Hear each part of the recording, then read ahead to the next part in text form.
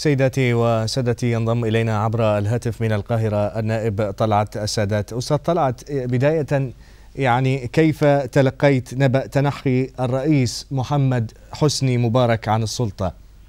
بداية أسمي بسم الله وأصلي وأسلم على سيدنا رسول الله عليه الصلاة والسلام. الحمد لله. إن تنصروا الله ينصركم ويثبت أقدامكم.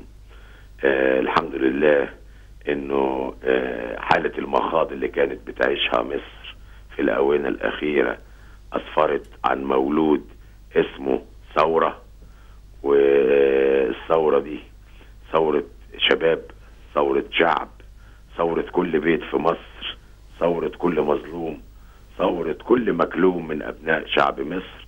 والحمد لله إنه الرئيس مبارك سلم السلطة للمؤسسة العسكرية، لأنه عارف إن هي الأمينة وهي اللي مقبولة لدى شعب مصر. ننتظر من إخواننا في المجلس العسكري الحاكم حاليا بقيادة سيادة المشير محمد حسين طنطاوي إن هم يكملوا مشوار حمايتهم للثورة، وإن هم يقوموا بعملية التطهير والتغيير والإصلاح والتنمية.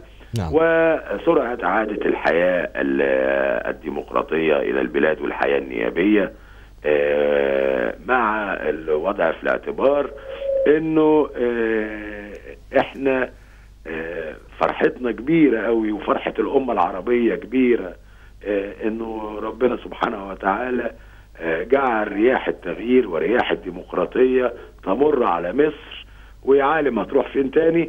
لكن الرياح طلعت من الغرب من تونس جت على مصر، أكيد هتكمل المشوار، بس فين بقى الله أعلم. فعلى كل رئيس أو زعيم أو ملك أن يصلح حال شعبه وينظر للناس، لأن الشعب هو الأساس. الشعب هو الأساس. المفترض إن الملوك والحكام ينسوا حكاية الكراسي دي. الدوام لله. سيدنا محمد مات يا أخي. نعم. أنا بستعجب على الناس اللي مش فاهمة، والناس اللي عمالة تكنز في فلوس وعمالة تظلم. ليه كل ده؟ ليه ما تسيبوا سيرة طيبة؟ أستاذ نعم اتفضل. أستاذ طلعت، عفوا، كيف تصف الفترة التي سيتسلم فيها الجيش إدارة شؤون البلاد للمرحلة الانتقالية القادمة؟ ما هو المفروض زي ما قلت لحضرتك الجيش فورا المفروض انه يسحب دباباته من قلب القاهرة. نعم. المفروض انه ينزل موسيقاه العسكرية في ميادين القاهرة، لانه دي ثورة الشعب والجيش. المفترض انه قرارات التطهير فورا تتخذ. الليلة دي لازم يكون تم القبض على كل الفاسدين في البلد دي، اللي هي المجموعة اللي كانت محيطة بالرئيس. كل الناس دي لازم تبات النهاردة في قلب السجن الحربي، ما يستنوش لبكرة عشان ما يهربوش. عملية التغيير المفروض يتشكل مجلس وزارة من مجموعة من الشباب، سواء عسكريين مدنيين، ناس جاية تشتغل وناس جاية تصلح ما أفسده الظهر. نعم. لنتحدث عن مجلس الشعب وحل مجلس الشعب. كونك أنت كنت عضوا سابقا في مجلس الشعب، هل ترى بأن حل مجلس الشعب قرار صائب؟ هل ترى هذا القرار صائبا أستاذ طلعت؟ طبعا كل الكلام ده، والدستور ده خلاص سقط، وحل مجلس الشعب والشورى ومحاكمة رئيس مجلس الشعب ورئيس مجلس الشورى وبعض أعضاء مجلس الشعب اللي هم عملوا ملايين يا أخي. نعم. الكلام ده كله هو النهارده بعد وجود القوات المسلحة لا شرعية، دي شرعية ثورية. الشرعية الثورية النهارده بتستخدمها القوات المسلحة زي ما عاوزة. مفيش شرعية دستور، مفيش شرعية برلمان. كل الشرعيات اللي كانت موجودة سقطت بنجاح الثورة. خلاص أنا أمام شرعية ثورية، هعيش في ظل هذه الشرعية الثورية لمدة سنة يا أخي، ثم انتقل الى الحياة الديمقراطية المدنية. يا اخي زي تركيا، انت مش عارف اللي قبل كده من حوالي 25 سنة كان العسكريين قاموا بانقلاب في تركيا، وقعدوا الفترة بتاعتهم عبال ما طهروا البلد ونظفوها، وأعيدت الحياة النيابية مرة أخرى. تمام. والعسكريين رجعوا إلى سكناتهم. نعم. ليه ما يحصلش كده في مصر؟ سوار الذهب ما عمل كده، بس الفرق بين سوار الذهب وبين المشير طنطاوي ان الحمل عندنا هنا تقيل. نعم. حمل تقيل ومسؤولية تقيلة، وعندك أخطار من الجنوب وأخطار من الشمال. نعم. يعني مشكلة كبيرة، مشكلة كبيرة. نعم. أستاذ طلعت، أنت تحدثت عن أو طالبت بمحاكمة الحكومة السابقة. يعني هناك حكومة تشكلت في الأيام القليلة الماضية برئاسة السيد أحمد شفيق، وأيضا أضيف عمر سليمان نائبا لرئيس الجمهورية. يعني ماذا عن هذه الحكومة؟ لا، أنا مش بتكلم على السيد عمر سليمان ولا على السيد أحمد شفيق. أفهم ذلك. يعني أنا أقصد هذه الحكومة التي تشكلت يعني قبل أيام قليلة. هل من المؤمل أن تشارك في حكومة قادمة؟ لا، الحكومة دي تروح. نعم. الحكومة اللي اتشكلت من كام يوم برئاسة الفريق أحمد شفيق دي تروح، دي ما تنفعش. وأنا اعترضت عليها وقلت الناس دي ما تنفعش، ودول مش بتوع المرحلة اللي جاية. ولا اعتراض على السيد عمر سليمان. الناس دي ان كان احمد شفيق او عمر سليمان، الناس دي ناس محترمه، بس جت في توقيت غير مناسب.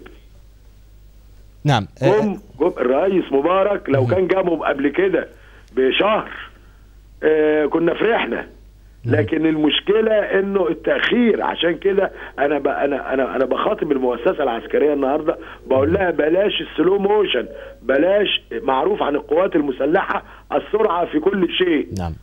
مش يعني النهارده مطلوب ان القوات المسلحه تتحرك اسرع من كده.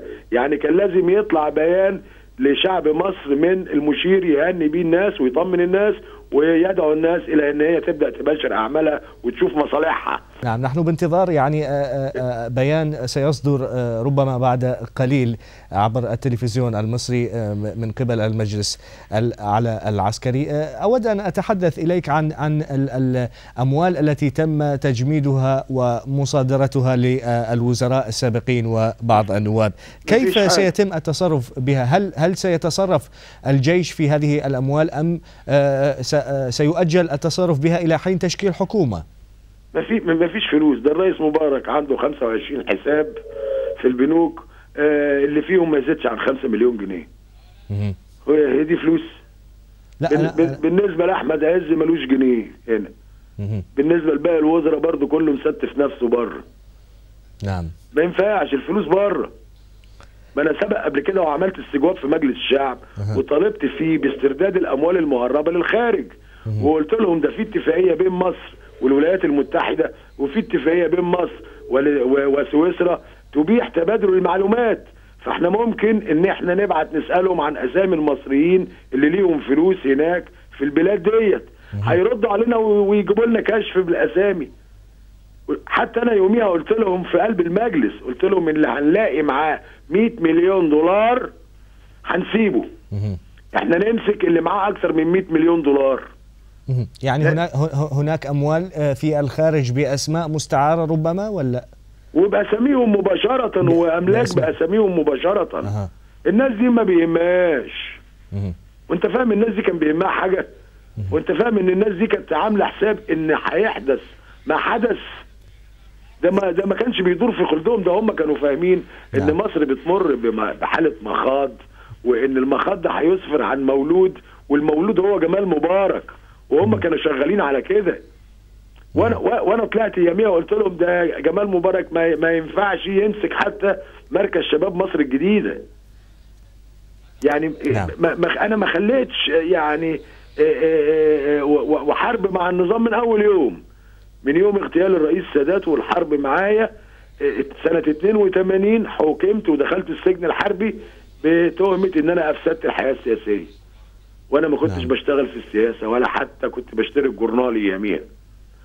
ثم بعد 25 عام اخرى برضو حكمت بتهمه اهانه القوات المسلحه ودخلت السجن الحربي تاني.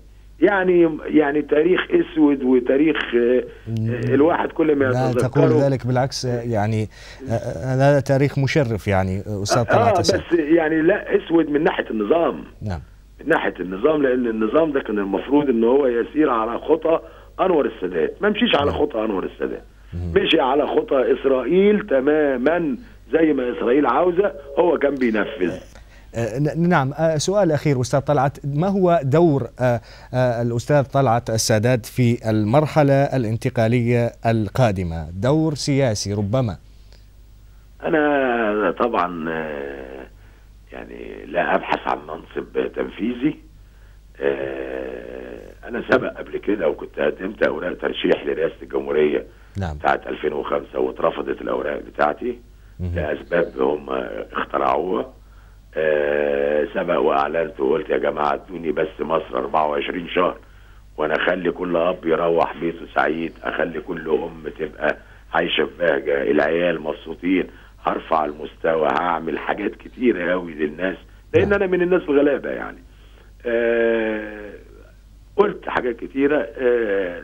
حاولت من خلال مجلس الشعب ان انا اساعد، قلت كلمة حق، عليت صوت الشعب، جرأت الناس، خليت الناس تتخطى الخطوط اللي هم بيقولوا عليها الخطوط الحمراء. هاجمت الرئيس شخصيا، هاجمت مرات الرئيس، ولاد الرئيس صراحة وليس بالمواربة. كان كلامي صريح. حتى في يوم من الايام انا طلعت مع قناة من القنوات الفضائية قلت لهم يعني هل معقول ان واحد يآمن انه يركب تاكس السواق عنده 80 سنة؟ نعم. فالمذيع قال لي لا طبعا صعب ان انا اركب مع سواق عنده 80 سنة. قلت له ده كمان بقى جايب ابنه على حجره وبيسوق بينا، وبعدين ده رايح بينا فين؟ نحو المستقبل. اي مستقبل ده؟ اذا كان مش هيمشي 3 متر وهيخش بينا في عمود نور او هيخش في حيطة، ازاي ان احنا نقبل ان راجل زي كده هو اللي يقود البلد؟ نعم. انا كنت صريح يعني، انا مش يعني قلت. نعم. رفعت جزمتي على احمد عز في مجلس الشعب عشان اضربه بيها. في الاوربت قلت كتير قوي قوي قوي قوي قوي قوي، حتى ان هم خدوني مره من الاوربت، يعني طلعت من الاوربت على السجن الحربي على طول. نعم نعم. يعني ما انا قلت انا بالنسبه للمرحله اللي جايه انا في خدمه الشعب، انا والشرطه في خدمه الشعب. انا نعم. تحت امر الناس، انا دايرتي مستنياني. ويعني انا كان نفسي ان القوات المسلحه تنزل الموسيقى العسكريه تشارك الشباب فرحته وتشارك الشعب فرحته. نعم. نكتفي بهذا القدر مع النائب طلعت السادات عضو مجلس الشعب السابق، كنت معنا عبر الهاتف. شكرا جزيلا وتحية لك.